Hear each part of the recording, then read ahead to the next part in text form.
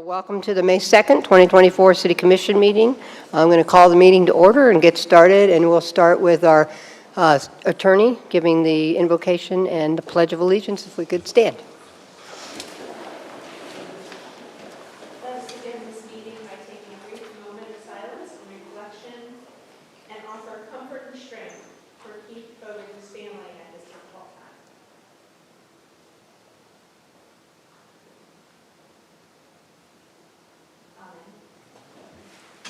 Allegiance to the flag of the United States of America and to the republic for which it stands, one nation, under God, indivisible, with liberty and justice for all.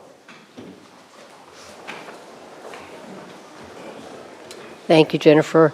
For those of you who don't know, Keith Fogarty worked for the city probably, what, Jennifer, 40 years. A lot of time as facilities and stormwater and streets. Very much a beloved person who worked on our staff for many years and made a big difference in Dunedin. So we certainly give our best to the family. I would like to say the mayor is out of town, and I'm going to be presiding today, but could I get a motion to give the mayor a excused absence? So moved. And second? Second. All in favor? Aye. Aye, and the motion passes. Just playing with the mayor. Okay, and Commissioner Tornga is a little bit delayed, but he'll be here.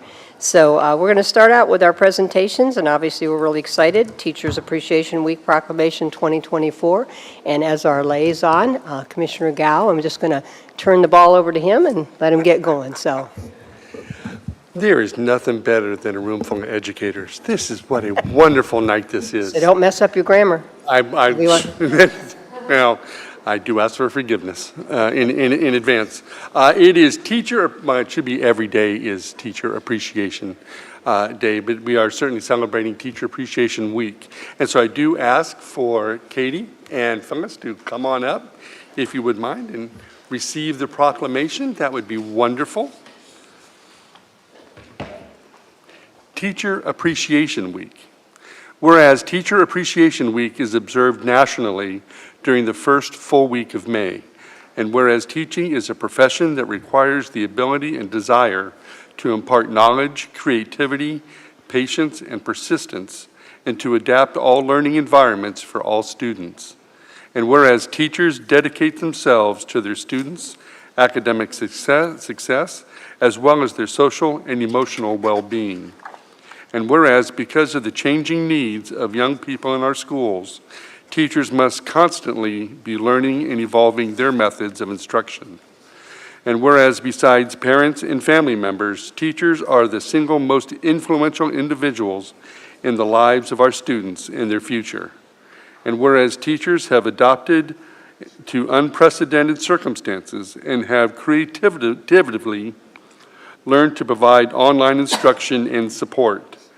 And whereas devoted teachers in Dunedin are working countless hours and putting forth extra effort to help students achieve, preparing them for future education, the workforce, and their civic duties. Now therefore I, Jeff Gao, by the virtue of the authority vested in me by the Mayor of the City of Dunedin, and on behalf of the entire City Commission, do hereby proclaim Teacher Appreciation Week, May 5th through the 11th, 2024, and encourage parents, students, community partners, and citizens to show admiration, gratitude, and respect to the teachers of our schools.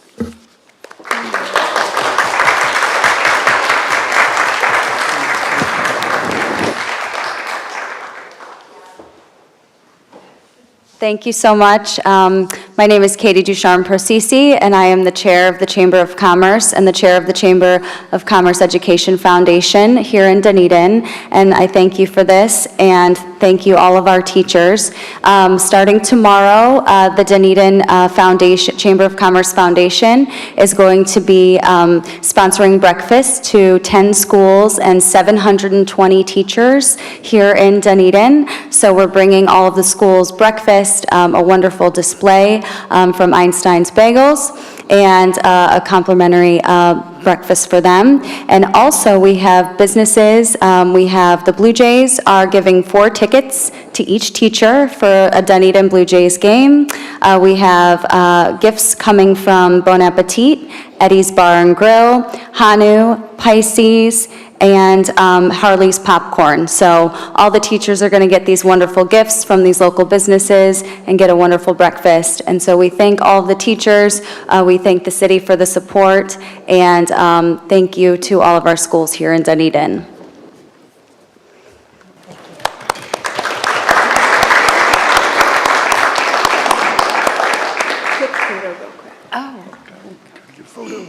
Oh, photo ops. Photo.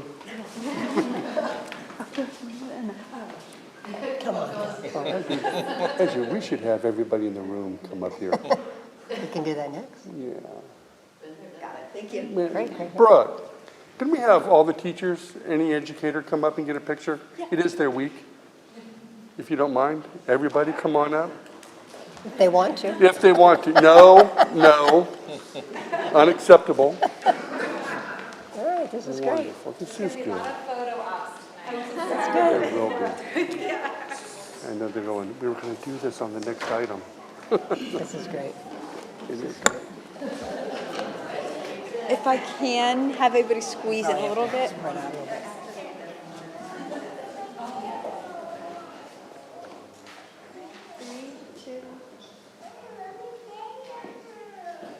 Got it. And we're going to do one more. Sorry. Oh, here we go. Photo time.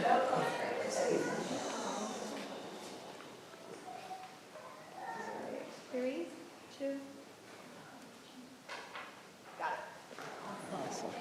Thank you for accommodating. And now we're going to go ahead and turn it over to Phyllis for the 13th Annual City of Dunedin Mayor's Top Apple and School Awards. And Phyllis, I'll let you run that show. All right. Well, thank you, Vice Mayor. I'm Phyllis Gorshey, Library Director here at the City of Dunedin, and I get the privilege to share the 13th Annual City of Dunedin Mayor's Top Apple School Awards. And I want to thank Commissioner Gao as the Commission Education Liaison. He's amazing and visiting all of our schools. I thought I attended a lot of events.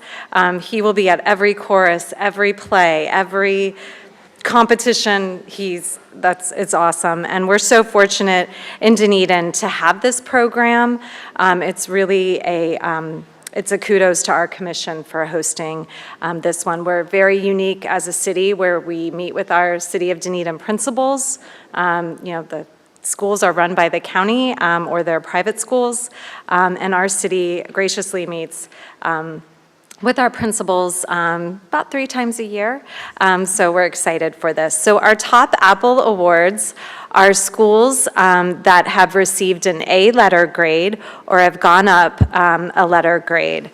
So I'm just going to read them in alphabetical order, and I'd like to have our principals of those schools come on up, and we have a gift for them. So our Top Apple schools are Academy Da Vinci Charter School, Curtis Fundamental, Discovery Academy of Science, Garrison Jones Elementary School, Dunedin Highland Middle School, and San Jose Elementary. So if y'all can come up.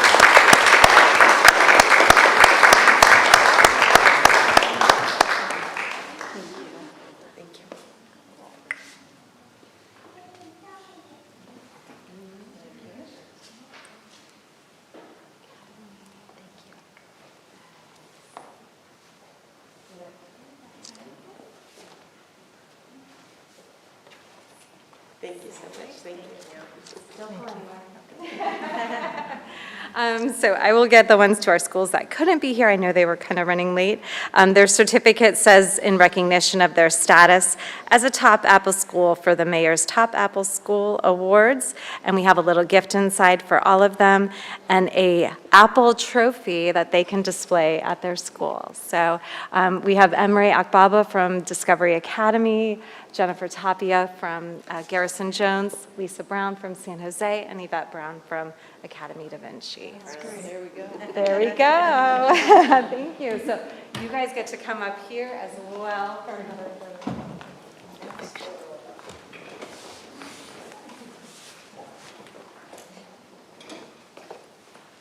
All right, 3, 2.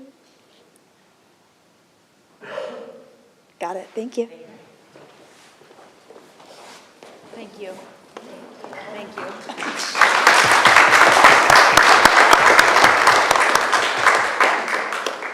Okay, we also have individual awards, and our schools all sent in applications for these.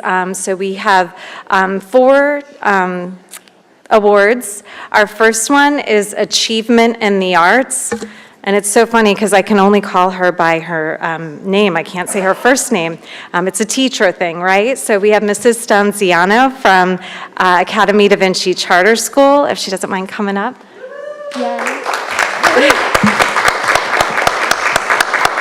And I have a few things to say about you. I do. So students in grade 4 through 8 at Academy Da Vinci have been featured in art shows around the county, the Dali Museum, the Moran Arts Center.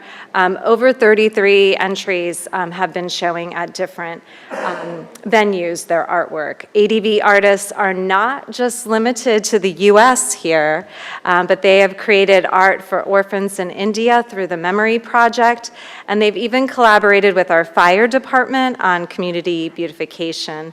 And all of these wonderful things would not happen without the, heart for art, hard work of Mrs. Stanziano. So I have a gift for you, and let me get you your apple. Thank you.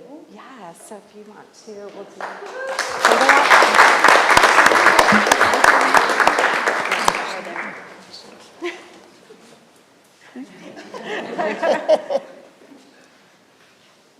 Mr. Galvin. 3, 2. Got it. Thank you.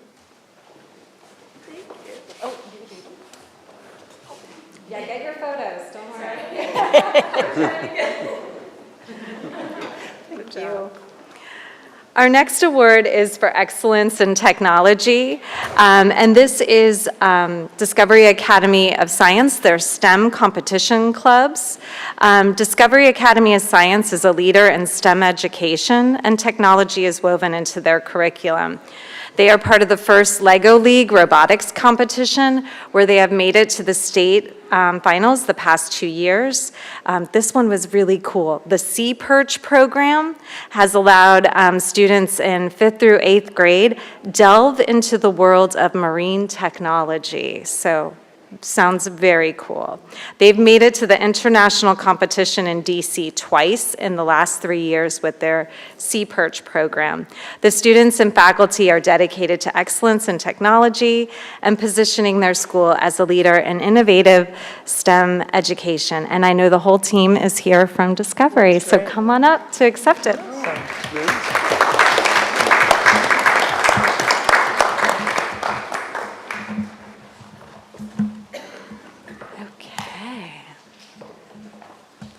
It doesn't want to get off there.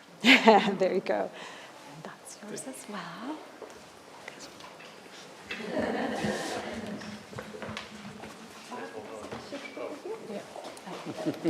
Yeah. 3, 2. Got it. Thank you.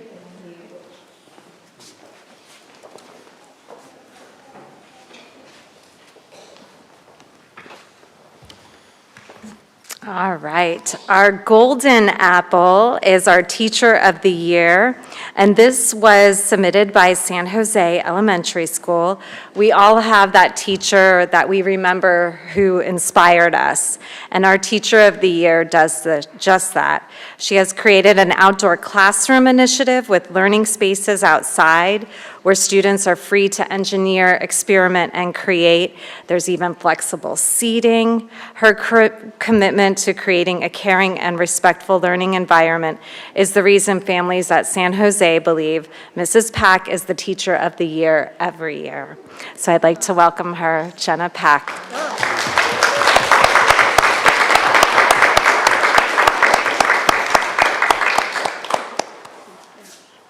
And I wanted her to share a few words because she is doing some really cool stuff at San Jose. I kind of want to go visit her classroom or outside classroom. So if you can share, because I heard there was some new stuff that you just did. Sorry to put you on the spot. Yeah, hi everybody. Thank you so much for having me. Yeah, we are just having fun. We're counting down to the end of the year, so we have an A to Z end of the year countdown. This week we had Fancy Day, Wear Your Hat Day. Next week we have a Nature Day and we're going to the zoo. But we're especially grateful to the Dunedin Youth Guild because they paid for us to go to the Dunedin Fine Arts Center last week. So we've been very busy and we love school and we thank you guys for supporting us. Thank you. That's awesome.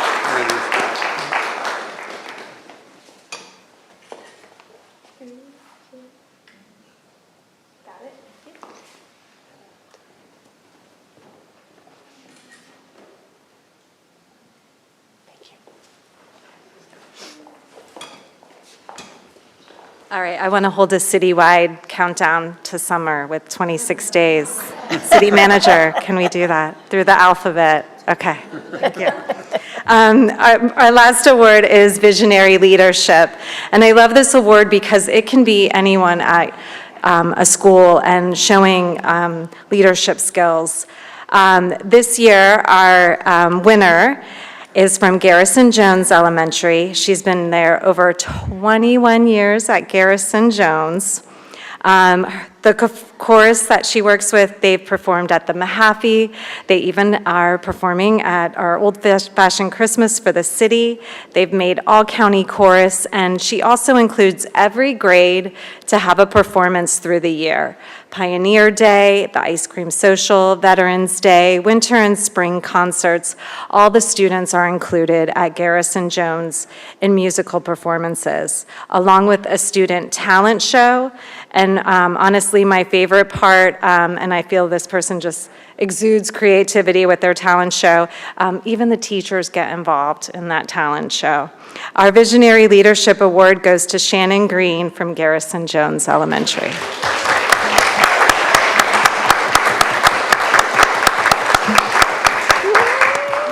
Welcome.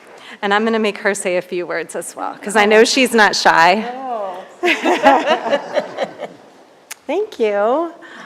Yes, thank you for your support for the performing arts in the city of Dunedin. We do really appreciate when Commissioner Gao comes and visits our school. He has seen many of our performances, and I know our families and our community enjoy talking to you before and after the shows. So thank you so much. Thank you.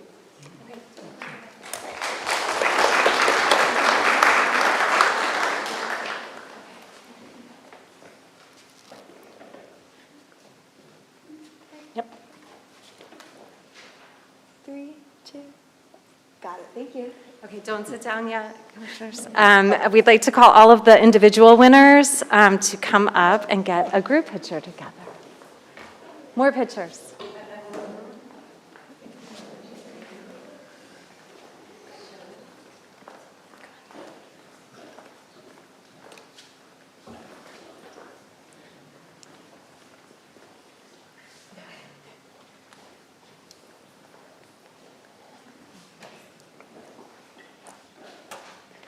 All right. 3, 2, 1. Got it. Thank you. Oh, hold on, he's trying to get one in the back then. We got one in the back.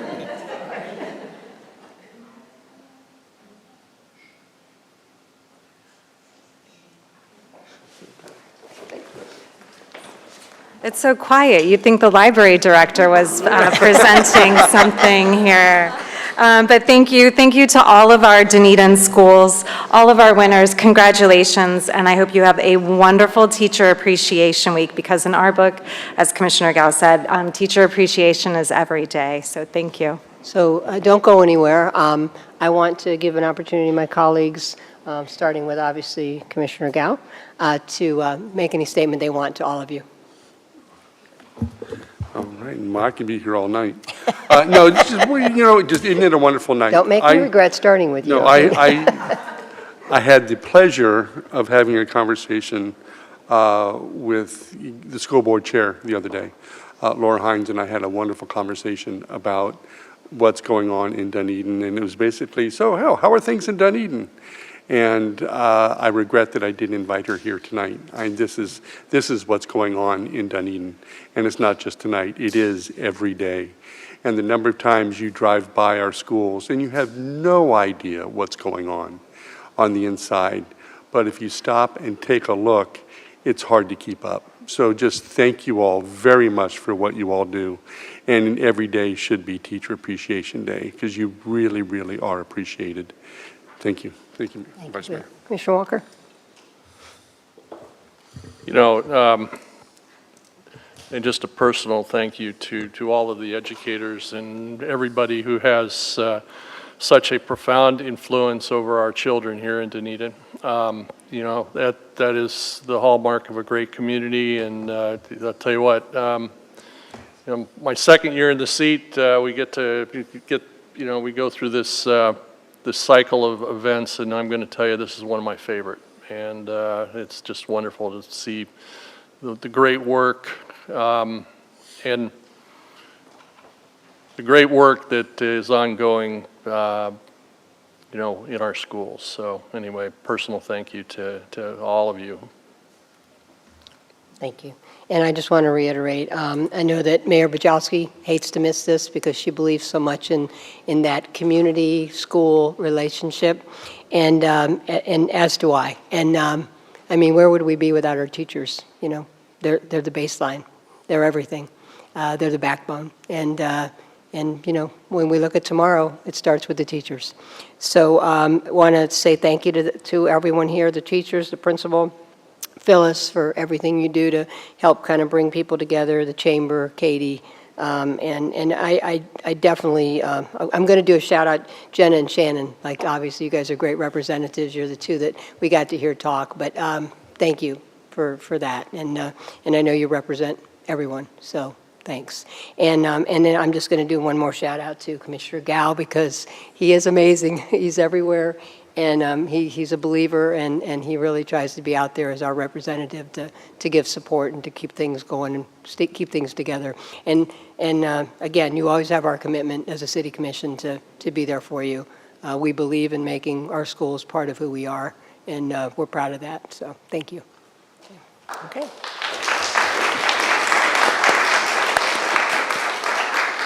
Okay, we're going to move on to the Historic Preservation Proclamation, and those of you who want to escape, you can. You can stay if you want, but we'll give you a minute if you want to.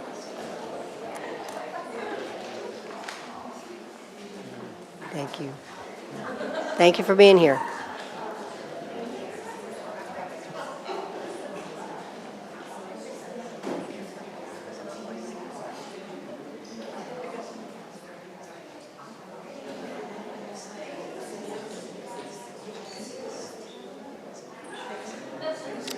Okay, something else that's near and dear to our heart, as we know, is historic preservation. So I'm going to turn it over to Commissioner Walker on the Historic Preservation Month proclamation.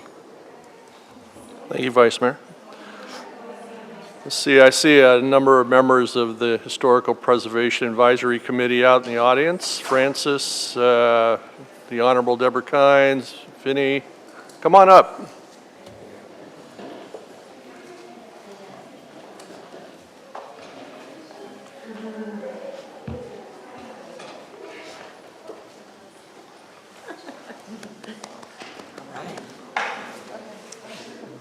Wonderful group that is. Yeah, an absolutely wonderful group. It is absolutely my pleasure to be presenting this proclamation tonight. And I think, as you all know, I think the first thing that we did when we got to Dunedin was to get our house historically registered, and I'm going to tell you that was truly a labor of love. But the real profound work that occurs in the advisory committee is much more, because our historical ties, our culture in this community are so important to who Dunedin is and who we are. So my pleasure to read this. Historic Preservation Month 2024. Whereas historic preservation helps to maintain the character and unique identity of communities. And whereas historic preservation is essential to the economic, social, and cultural well-being of cities, and whereas historic preservation is an effective tool for promoting sustainable development, revitalizing neighborhoods, fostering local pride, promoting resident and visitor engagement, and maintaining community character. And whereas the City of Dunedin recognizes the importance of preserving its rich history and cultural heritage.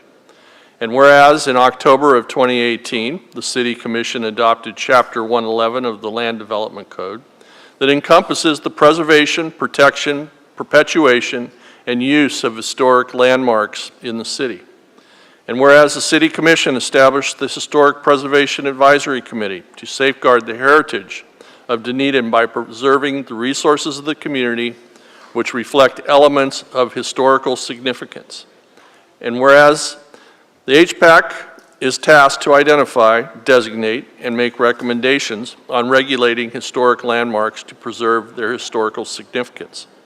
And whereas the HPAC maintains the city's inventory of historic structures and the city's local historic landmark designation program. Whereas the National Trust for Historic Preservation established the month of May as Historic Preservation Month, 1973, as a way to promote historic places to instill national and community pride, advocate heritage tourism, and showing the social and economic benefits of historic preservation. And whereas the City of Dunedin is committed to promoting the importance of preserving our city's historic resources for future generations. Now therefore, I, Robert James Walker, by virtue of the authority vested in me by the Mayor of the City of Dunedin, Florida, on behalf of the entire City Commission, do hereby proclaim May as Historic Preservation Month in Dunedin, Florida, and call upon the people of Dunedin to join our community, neighbors, and citizens across the United States in recognizing and participating in the special observance, and encourage all residents to celebrate and promote the importance of preserving our city's rich history and cultural heritage.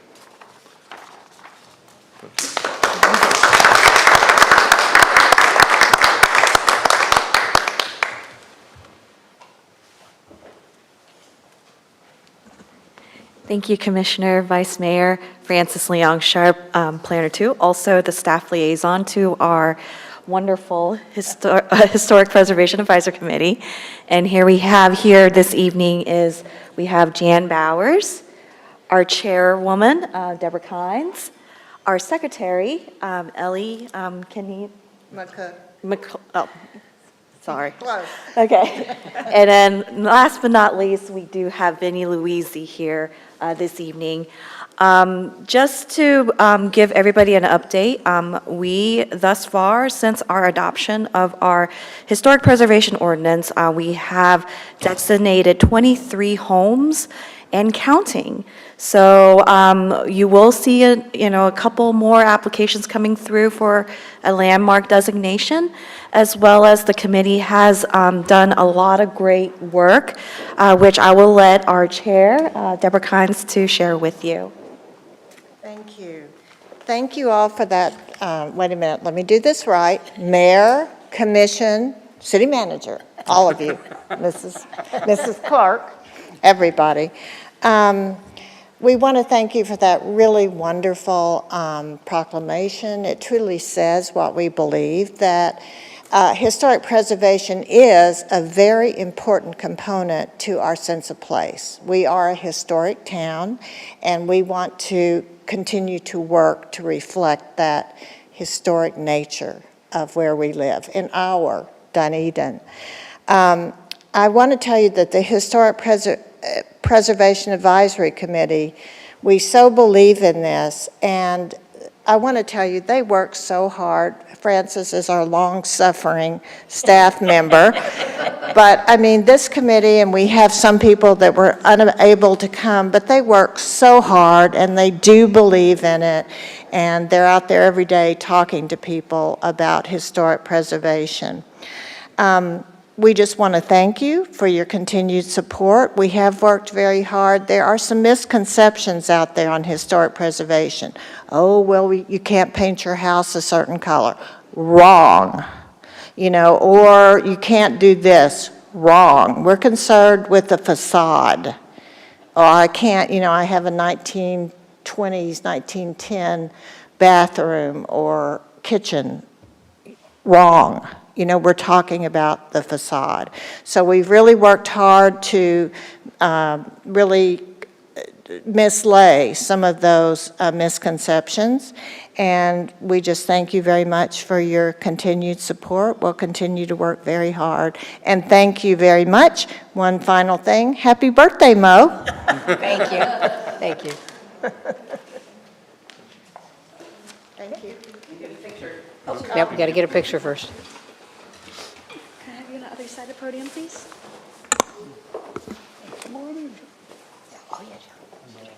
All right, 3, 2. Thank you. Well, thanks for all you do, and Deborah, you've done so much. It's good to see you, good to see you on the committee, so.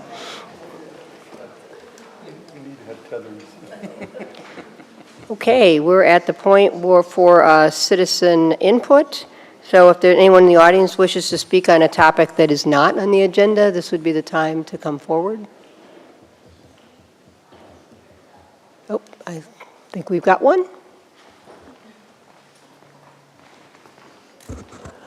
Evening. Again, kind of tailing end on the historic preservation. I'm also a member of the Pinellas County Historic Preservation throughout the county. One, they did mention, Commissioner asked me to say kudos to Dunedin for what they're doing, and that the committee for the county is actually having a historic preservation meeting open through all members in the county of Pinellas on May 17th at Heritage Village, and everyone who is interested in historic preservation is welcome to attend. It's on the county website, all the information, location, and it's free to the public, and there's a lot of lectures and interesting things about historic preservation. Thank you. Thanks, Vinny. Thanks for all you do, too. Okay, anyone else would like to speak on anything that's not on the agenda? Okay, seeing none, we'll close that and we'll go to our action items. Our first action item is first reading of ordinance 24-13, which is calling for a general municipal election on November 5th, 2024, for purpose of electing a mayor, commissioner for seat 1, and a commissioner for seat 3. So I'd ask Jennifer, could you read ordinance 24-13 by title only? Certainly. Ordinance 24-13, an ordinance of the City of Dunedin, Florida, calling for the general election on November 5th, 2024, for the purposes of electing a mayor and a commissioner for seat 1 and a commissioner for seat 3 for 4-year terms, further providing that said election shall also have, if necessary, city initiative petitions and/or proposed amendments to the city charter, providing guidelines in accordance with Florida statutes, the city charter, and Chapter 26 entitled Elections of the City of Dunedin's Code of Ordinances, and is outlined in the standard agreement with the supervisor of elections, providing for authorization for the city manager and city clerk to sign the agreement, providing for publication, authorizing election expenditures, providing for severability, and providing for an effective date. That was ordinance 24-13, read by title only. Thank you. Could I have a motion for first reading of ordinance 24-13? So moved. Second. Okay. And Rebecca, you have a presentation for us? Thank you, Vice Mayor. Just a quick, it's just an overview. Pursuant to City Charter, Section 5.03, on November 5th, 2024, the qualified elector shall elect a mayor, 2 commissioners, 1 for seat 1 and 1 for seat 3, and the term will be for 4 years. This is, per City Charter, it has to be done in an ordinance, so that's why this ordinance is coming before you, and it does at every election. If there's any questions, I can answer them, but it's basically the same ordinance that you passed 4 years ago, just with the different seats. Okay, great. Anybody have any questions for Rebecca? Okay, seeing none. So I open it to the public. Is there anybody out here that would like to speak to this ordinance? Okay, seeing none, I'll close public input. And any commission comments? Commissioner Walker? We need to do the will of the people. Good. Commissioner Gao? Ditto. Commissioner Torga?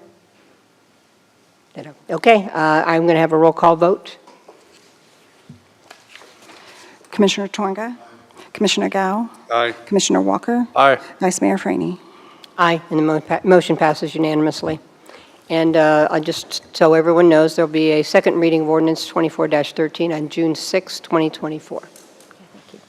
Okay, our next item is 2B, which is an application having to do with 1304 New York Avenue for voluntary annexation, land use and zoning designations, and I will turn that over to ask if we could have, actually guide me through this, Jennifer. Do we need to do swearing in first or read the Yes. ordinance first? Actually, the clerk will go ahead and swear in anyone who wants to speak, and then we'll disclose any ex parte communications on the three ordinances, and then I'll read the titles.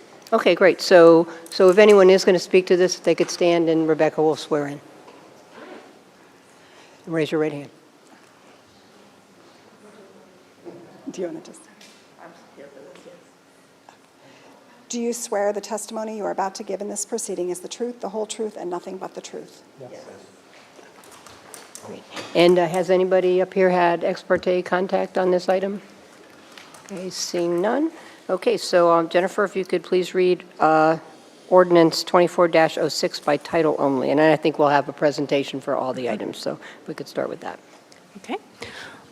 Ordinance 2406, an ordinance of the City of Dunedin, Florida, annexing certain real property located at 1304 New York Avenue, parcel number 27-28-15-62910-003-0100, with designated meets and bounds and totaling approximately .14 acres into the corporate limits of the city, providing for filing with the clerk of the courts, and providing for an effective date. That was ordinance 24-06, read by title only.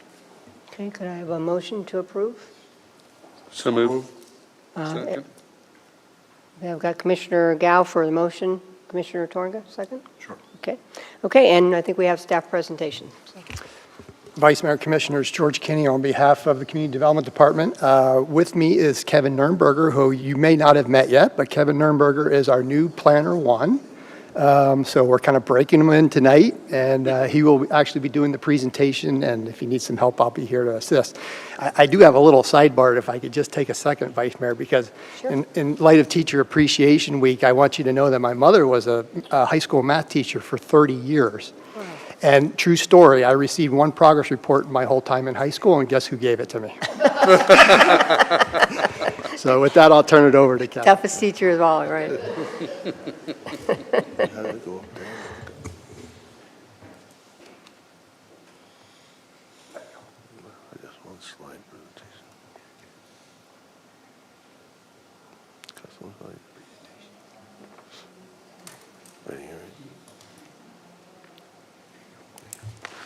Thank you. Kevin Nurnberger, Planner 1.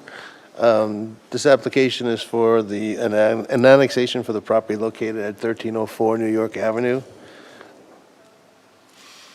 The applicant owner, Philip Polikoff and Lori Ann Polikoff, wish to voluntarily annex the property into the city of Dunedin.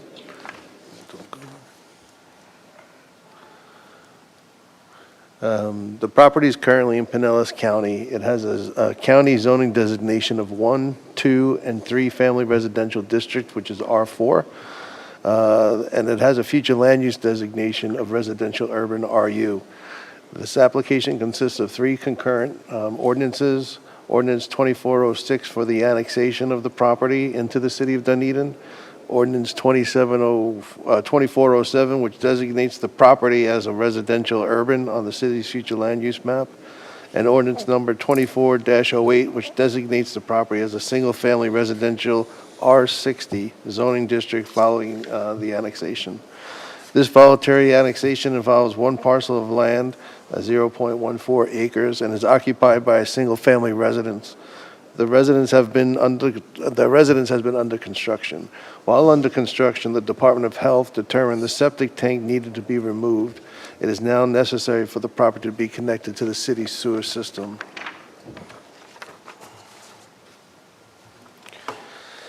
The owner requested sanitary sewer service from the city in order to serve the home.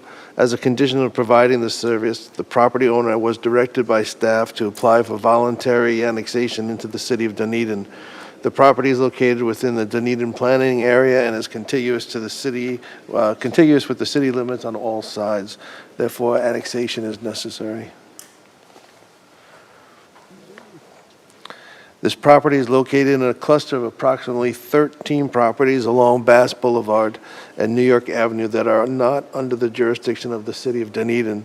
However, the surrounding properties that are in the city have a future land use designation of residential urban, which is for a single-family use. The land use designation of residential urban allows for 7.5 dwelling units per acre, which is consistent with the surrounding properties and the current use of the property as a single-family home. The current land area of the property is 6,098 square feet, which allows for one dwelling unit at 7.5 acres, one unit at 7.5 units per acre, sorry. The property is contiguous to zoned properties within the city limits. The property to the north is zoned single-family residential R60, and the property to the south is zoned multifamily 7.5.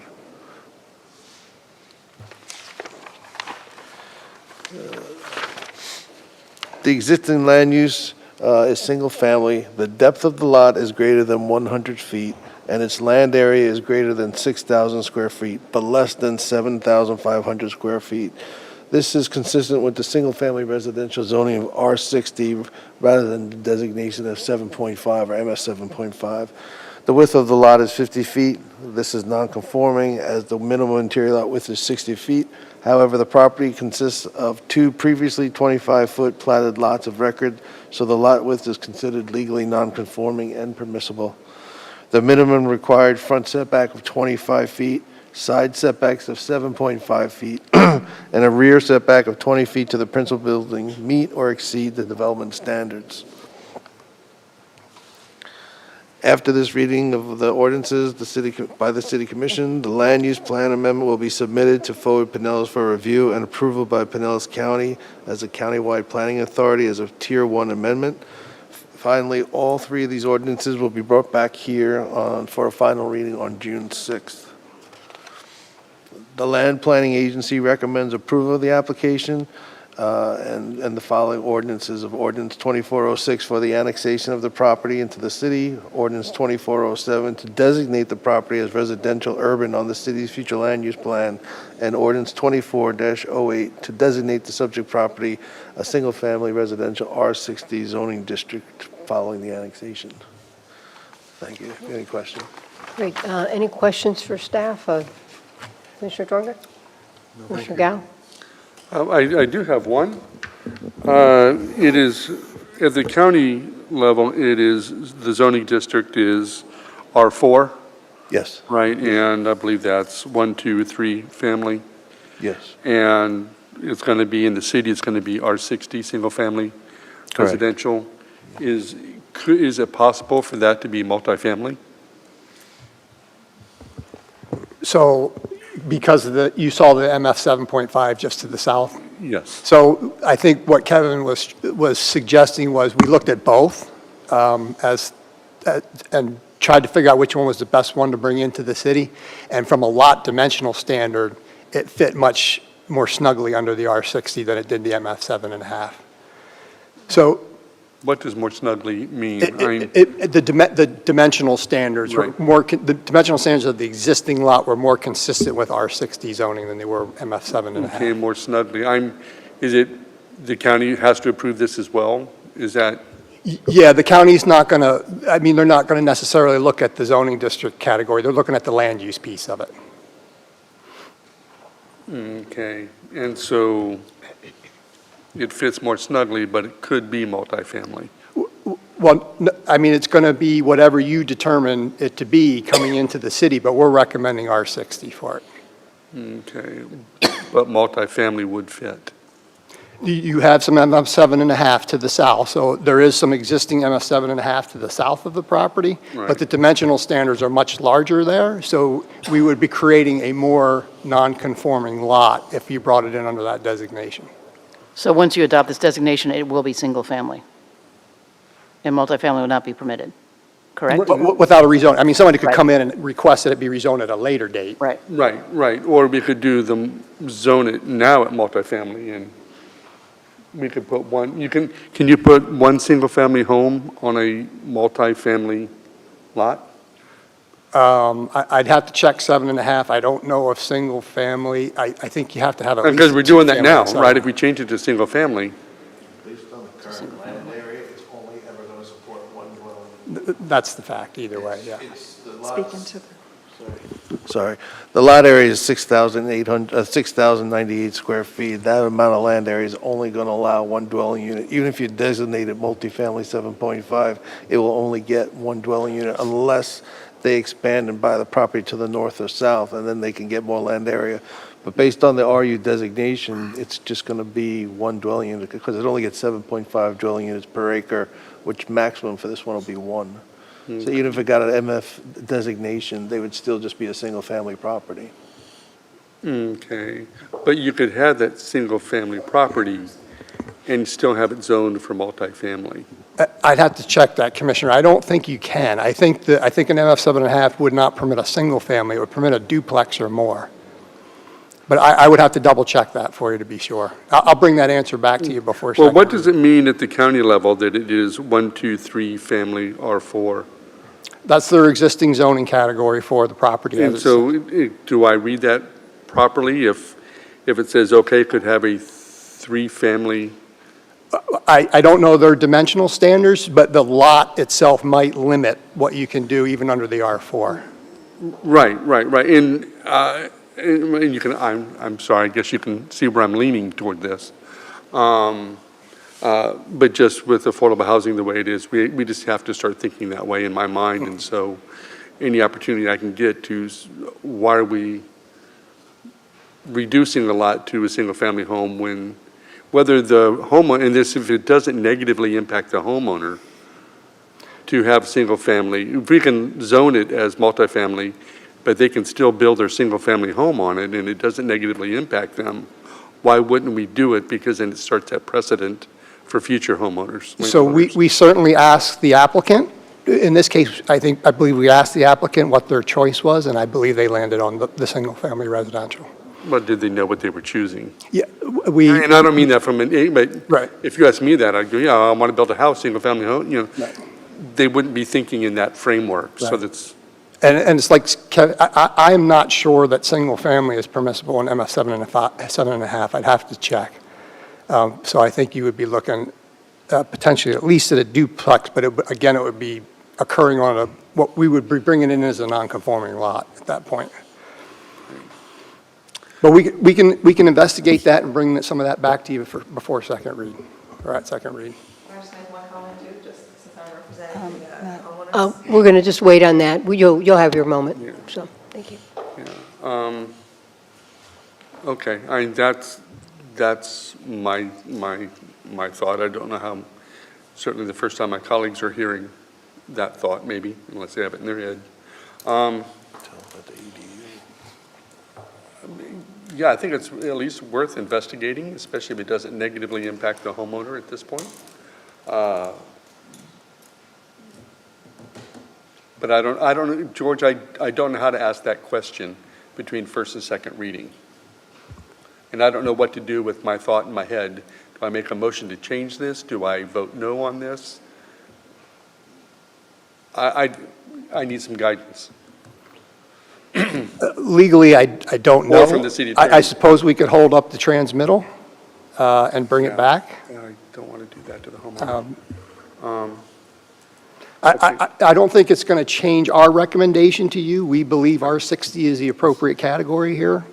But we can, it's at the pleasure of the commission. Okay. All right. Thank you. Thank you, Vice Mayor. City Attorney Jennifer, did you want to add anything to that?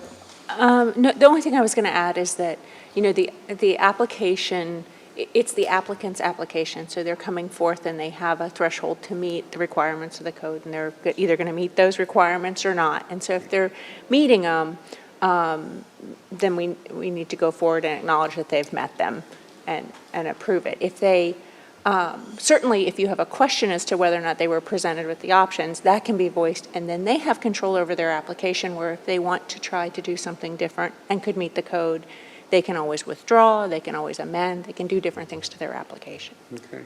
So if we vote, if this goes through tonight, but the homeowners or their representative is listening, can they change their application without starting over? No, they would likely They would need have to start over. to go back, yeah. And Okay. certainly from a ordinance perspective, it would restart. Right, okay. But I imagine there would be other items that staff would want to look at to ensure that it was in compliance with the code. Okay, thank you. Okay, Commissioner Walker, any questions of staff? No question. Okay. Okay, so the next would be the applicant, if she was, I'm assuming you're the applicant? And are you Ms. Polikoff? I'm Callie Alonso. Okay, and so if you want anything that you want to present, or, and then we can ask questions of you, so. Sure, I mean, they obviously presented everything. I was doing all the permitting, and then where we ran into this issue with the septic tank, so having to get into this annexation. The question that he was asking about that single family versus the multifamily, I know that was a consideration that they had, which obviously would have been more ideal to be the multifamily, but at this stage, they definitely want to do whatever is the fastest to get into their home, because at this stage, it is for them. It would have been ideal if it could continue to be multifamily, though. Yeah, but we don't want to restart. Gotcha. Any questions? Commissioner Walker? So I guess the question would be that, you know, and I appreciate the discussion on this. However, is there a surface area threshold for designation of multifamily or residential unit? Because to me, that area looked too small for multifamily, and that's the optic. I mean, the lot, I would say from, you know, my observation as well, I was at the property, it's small this way, it would have to be something that was a double-story type of situation to get a multifamily in there. But there's no singular like threshold or criteria that would, like a multifamily designation would have to exceed to be multifamily. Right, I don't know what the exact standards in Dunedin, obviously it's different in every city, so I don't know what they all are. Okay. Yeah. Okay, and before you sit down, did you have any questions? No, ma'am, directly there? I'm done. Thank you very much. Commissioner Tonga, any questions? And I don't have any either, but thank you for All right, thank you. getting up and making comments. So I will open up to the public hearing if there's anybody in the audience that wishes to come forward on this item. This would be the, okay, seeing none, I'll close the public hearing, and I'll go to commission comments, and that would be Commissioner Gao. It's a me show. No, thank you for at least considering it. So I'm glad to hear that it was at least in your thought. Overall, I think it's great. I'm sorry about the septic tank, but it's exciting that we get one more resident into our town. Yay, for us. So, no, that's it. Welcome. Commissioner Tonga? Thank you. I'm glad we were able to provide a solution, and I guess you're on your way. And Commissioner Walker? Nothing that hasn't already been said. Right, I don't have any additional comments either, so if I could get a roll call vote. Commissioner Walker? Aye. Commissioner Tonga? Aye. Commissioner Gao? Aye. Vice Mayor Franey? Aye, and the motion passes unanimously. And so now we'll go to ordinance 24-07 on the land use designation. And Jennifer, if you could please read ordinance 24-07 by title only.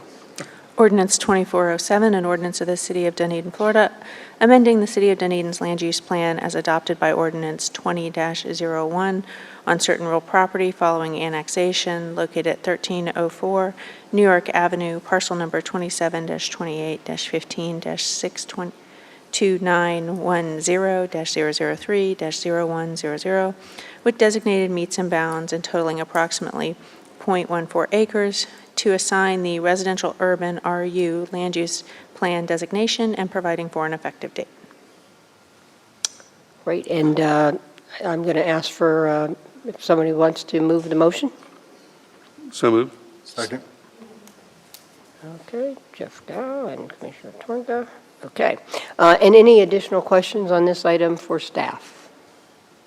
From anyone? Okay, and I'll open it up for public hearing. Does anybody in the audience wish to speak on this item? Seeing none, okay, we'll close it. And any other additional commission comments? Commissioner Gao? Nothing, no. Commissioner Tonga? Commissioner Walker?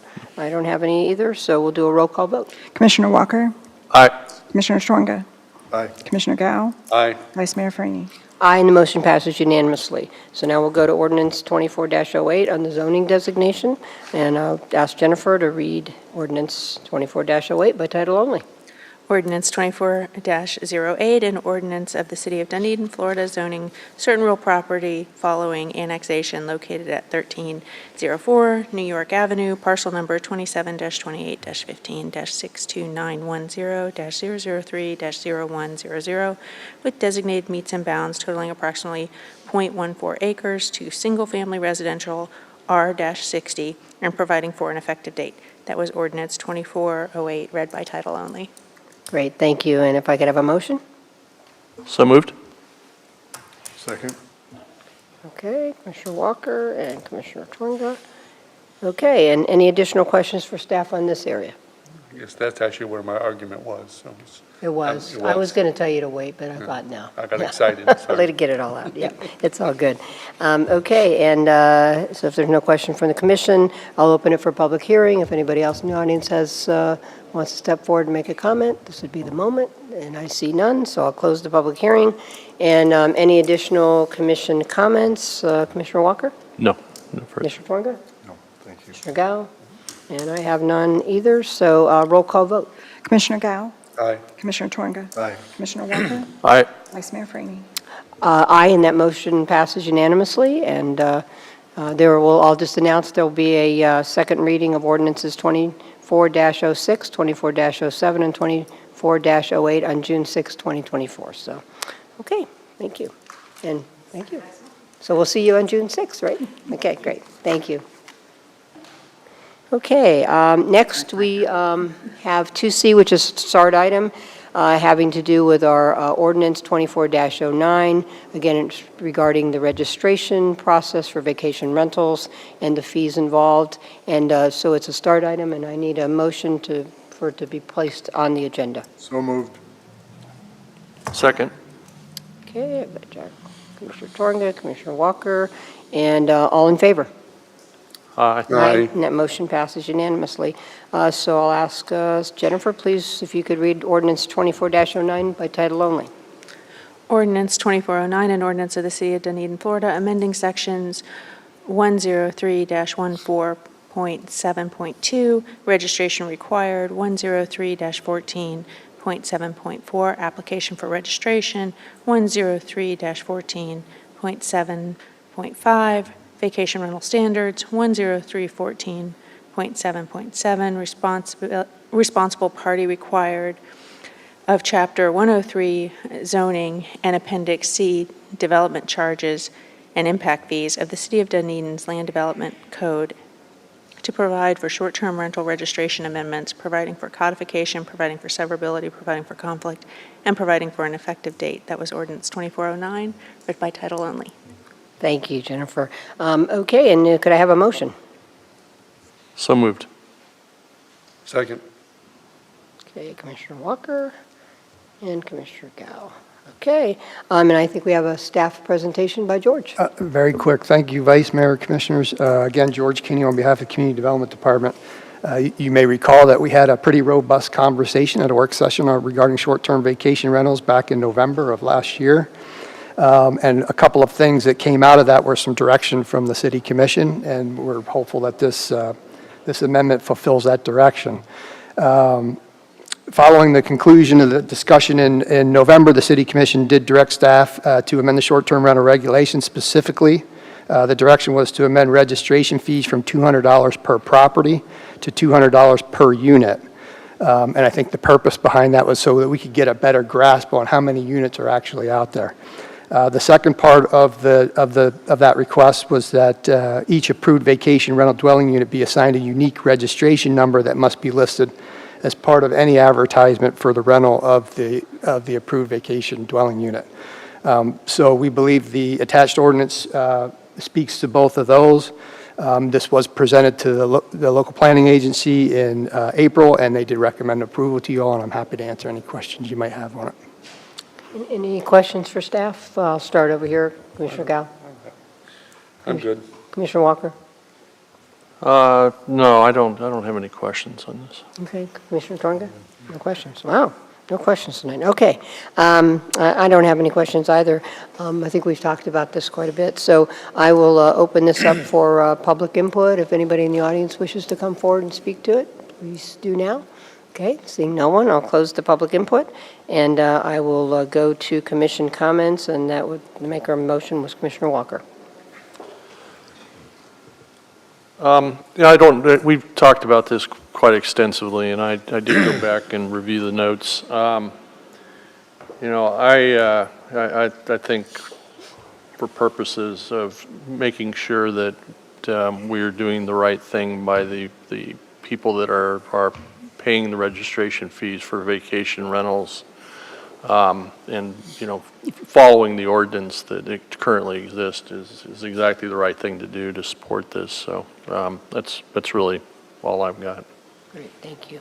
And Commissioner Gao, you were the seconder? Yeah, no, I think it really does smooth things out, and it makes things more fair for all residents, so, yeah. Okay, Commissioner Tornga? And since this is a subject of the administrative committee for the Florida League of Cities, this seems like the best way to go, based on everything that's been said by that group over a period of a whole year now. So I think this is a great solution, and we can keep track of the properties and understand what's happening. So although we had a lot of conversation, this is the right way to go. I feel very comfortable with this. Yeah, and I agree with everything that's been said. I think we've talked a lot about this. I think it's important for equity and fairness and a lot of other reasons, and our citizens have been involved in this as well from an advisory standpoint. So I'll have a roll call vote. Oh, excuse me. Commissioner Tornga? I'm sorry? I'm sorry, very quickly. I just wanted to let you know, there is one small typo in it, so what you're seeing today will change. On second reading, there's a colon where there's going to be a period. That's all. It's in the second whereas clause, I think. Yes, second whereas clause. So I just wanted to put that on Okay, well, I'm the record. voting no now. I No, know. Just kidding, no. I know. It's good. I know. Thanks for that. I mean, I knew it's that. important to be exacting, so I certainly appreciate that. It's a legal thing. That clarity. Yep, it's a legal thing. As long as our colons aren't misplaced. That's right, okay. All right, roll call vote now, that we've got that clarification. Thank you, Jennifer. Commissioner Tornga? Aye. Commissioner Gao? Aye. Commissioner Walker? Aye. Vice Mayor Frainie? Aye, and that motion passes unanimously. And just to announce, there will be a second reading of ordinance 24-09 on June 6, 2024. So we'll get to see all this stuff back. More excitement. Okay. The next item is the application DR 23-03, design review approval for the development of a mixed-use project on the vacant property located at 265 Causeway Boulevard. And as we all know, that there was a change made, so staff is recommending right now to table DR 23-03. And so, do I have a motion? So moved. It's date uncertain. Yeah, is your day certain? No day certain. It's tabled. Okay. Well, when will we know anything? Do we know anything? So I can provide a brief update. Yeah, let me get a second. I don't think I got a second. I'll give you a second. Okay, so, now I think we could, Yeah, so we are working with the applicant. They made a design change that really needed some county input along with the re-review of our staff internally. So we're waiting on a final submission from them with those revised changes. And once we have those, we'll circulate those back out to the internal DRC team. And then we'll schedule it for the local planning agency for a read back up to the commission. so again, it'll go through the whole process again. Correct. Yep, okay. Yeah, how would they be, how would people be notified? Actually, if you want to drop me an email or something, I'll make sure that you get on a distribution list. But we typically do the normal advertising through our letter of notice and our advertising through the clerk's office. Okay. But I'll certainly. Yeah, that'd be out great. If you individually. coordinate, that would be great. Thank you. Okay, so I've got a motion and a second. All in favor of tabling this item? Aye. Aye. Aye, and the motion passes unanimously, so. Okay. Okay, so we have a supplement from our Tuesday meeting which is recommending the City Commission extend the Freebie Loop pilot project for 35 days, starting May 3rd, 2024, and concluding June 7, 2024, at a cost of $16,129, and at a reduced level of service because of the off-season. So we have a staff presentation by George and Kathy. So if you want to go ahead. Yes. Good evening. Kathy Gettimer, Community Development Project Manager for the Loop Project. So the proposal you have in front of you is a 30-day contract extension from Freebie, a 35-day. We made it 35 days so we can come back to the City Commission on June 4th for another presentation. So the proposal in front of you is shortens the service by 6 hours. So that's 3 hours on Thursday and 3 hours on Friday. And so it will start later. It will start at 3 p.m. instead of noon. And it will keep the Saturday and Sunday hours from 11 to midnight and Sunday 11 to 7. It also reduces one gem car, so there will be two gem cars out in service. And as you already mentioned, the total for the 35-day contract is $16,129. I'm here to answer any questions. Okay. I'll start with Commissioner Tornger. Do you have any questions? Yes, I do. We're looking at having a communication with them, and I assume this is the same one that we've been talking about. Yes. You talked with those folks. Thank you. That's all that I have then. Okay. Commissioner Gao? No, I'm in favor of this. Commissioner Walker? Yeah, no questions. So by it being 35 days, when would it actually come back to us? June 4th? Yes, ma'am. June 4th, okay. Okay. Was there a reason for that specific date? But there's the last May meeting is May 14th, and that's only 2 weeks away. So it will give us a couple extra weeks to work with Jason Spiegel, the operating manager of Freebie, on additional data. Okay. Jennifer, before I open up to public comment, did you have anything else you wanted to add about it, or? Yeah, just that we've had one conversation already with the corporation, with Freebie, and they're doing some geofencing. We're doing some further analysis, and we really wanted to not discontinue the service as we do our analysis. So they're very accommodating so far. We just need a little bit of additional time to chat with them and bring something back to you that we can support. Good, great. Okay, so I open this up for public comment. If anybody in the audience would like to come forward and comment on this item, this would be the time. Seeing no one rushing to the front, I'll close it for public input. And could I have a motion? So moved. Second. Okay. Commissioner Walker and Commissioner Gao. Okay, so commission comments. I'll start with Commissioner Walker. Thank you. Yeah, so I think this is the right thing to do with regards to this. The Freebie, the loop has been very visible in town, and that 35 days conveniently gets us through the first summer holiday weekend. And I think, I've kind of enjoyed watching it loop around town. So, and I really do appreciate the vendor and their ability to get to this reduced kind of scope and cost associated with it while we make some determinations and get the information that we need to make a decision down the road. So that's my reason. Great. Commissioner Gao? No, right, if we're extending it for the 35 days, and the goal is to get more information so we can have better dialogue, it's a good thing. And Commissioner Tornger? And thank you. Yes, so dialogue that might include a different kind of a program as well. So I think that's very valuable. Yeah, and my only comments is I think this is important. I think we don't want to stop and start. We want to, keep things going and basically kind of get more data and look at the on-demand, because I think, Commissioner Tornger, that's a little bit what you're talking about, and how this thing works. I was at I was at Sterling Winery last night, and one of the servers said, "Oh yeah, the freebie was here picking people up and taking them home and taking them to parking, during the season." So they were big. They saw them get picked up all the time. So I don't know. I think we just need the data to show, what's the best use and what really works the best. So we can make a good decision. Okay, so I'm gonna. So all in favor of the extension? Say aye. Aye. Any opposed? And it's unanimous, unanimously approved. Thank you. Okay. Okay, informational items. I have one, and then I'll kind of open it up to you all, but we did get an email from Jeff Dow, not Dow, who wanted us to make this announcement, so I want to make it.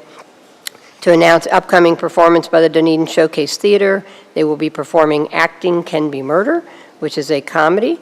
As always, it will be presented at the Community Center at 1920 Pinehurst Road. Show dates and times are May 3rd and 4th at 7:30 p.m., and May 5th at 3, and May 9th, 10th, and 11th at 7:30. All tickets are $15. So I just wanted to make that before I kind of open it up for general comment. So any other informational item, Commissioner Torga? Yes, I'm not selling any tickets tonight, but I do want to apologize to anyone that was in attendance today for my tardiness, and also to the commission. I apologize. Oh. No worries, but thank you. Well, we missed you till you got here. So Yeah. Thank you, John. Appreciate it. Okay, Commissioner Gao? We kind of talked about it, but I don't know that it was officially announced. But happy birthday, Mo. Oh, and there are treats in the back. You're more than welcome to join us. Birthday treats right after this. Yep. Thank you. Commissioner Walker? Yeah, so I got a note from one of our constituents up North Douglas this afternoon, and they wanted me to pass on that they were very, very encouraged by the discussion that we had on Tuesday with regards to the analysis of alternatives, and also very appreciative of the work, knowing how much work has gone into this. So I want to just say that publicly, because the individual has been very active in this process and spoken before the commission, and I think it's important that we hear that, because at the end of the day, the most important thing in this job is listening to the constituents and making sure that we're exercising their will and from their feedback. So. Right. Well, thanks for bringing that up, because I actually got some positive feedback as well on that, and I'm glad you brought it up. So, yep, that's good. Two things for me. I just wanted to kind of restate, all the best to Keith Fogarty's family, and he gave a lot to this city, and he'll be missed, and he's got a lot of friends here. So I know whenever they make arrangements, it'll be a well-attended function to kind of give him a good send-off, but our best with the family. And I also wanted to say, and maybe we can add this to a future prayer, Dave Kremsky, Lael Kremsky's husband, they're a duo. They've done a lot for the city, been here, volunteered for a long time. He just passed away. So, our best and our regards to their family as well. So, other than that, anything else for the good of the order? Am I forgetting anything? Okay, then I'm going to adjourn the meeting.